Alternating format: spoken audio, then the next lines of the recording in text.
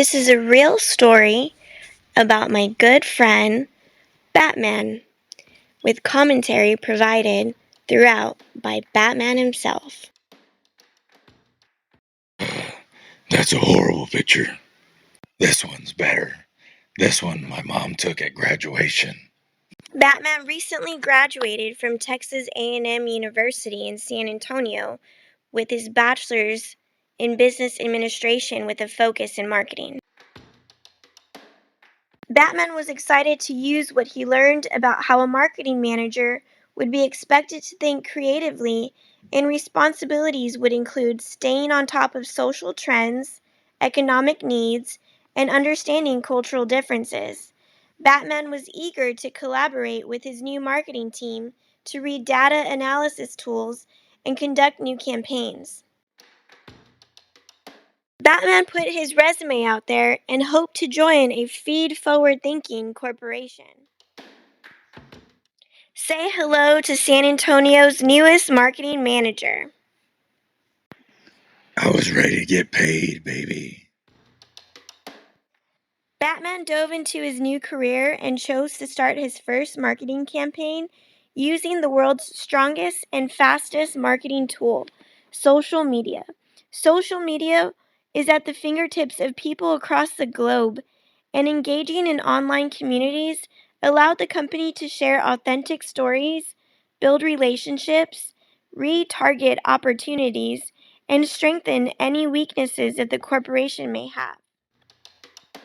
Batman quickly learned that the evolutionary tool of the internet, which provides the company with so much support and opportunities, also serves quick access for criminal activity.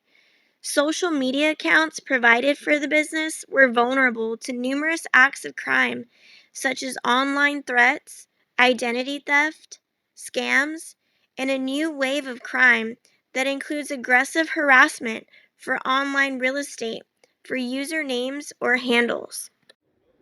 I thought crime fighting was behind me. Batman was a little taken back to learn this is something that was very prevalent in his new field of work. When you first signed up for Instagram, if you did it early enough, you might have been able to even snag the handle of your choosing. Well, now those same handles could make you a target of cybercrime. Cyber criminals going to extreme lengths to extort people to get their hands on those coveted handles. And for some, the attempts have turned deadly. Senior national correspondent Brian Enton joins us live now to explain. Brian.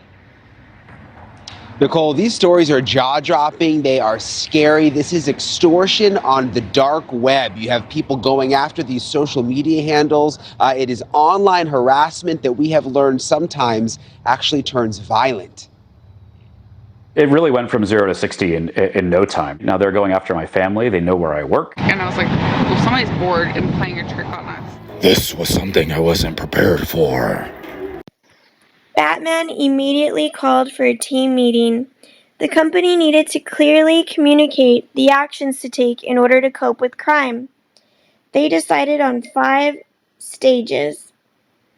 The first stage of coping with crime was that they needed to understand the threats and what assets needed protection. The second stage was to use appropriate safeguard measures to ensure safety of enterprises. Third was to implement mechanisms, data protection, and processes to reduce the threats of cyber crimes.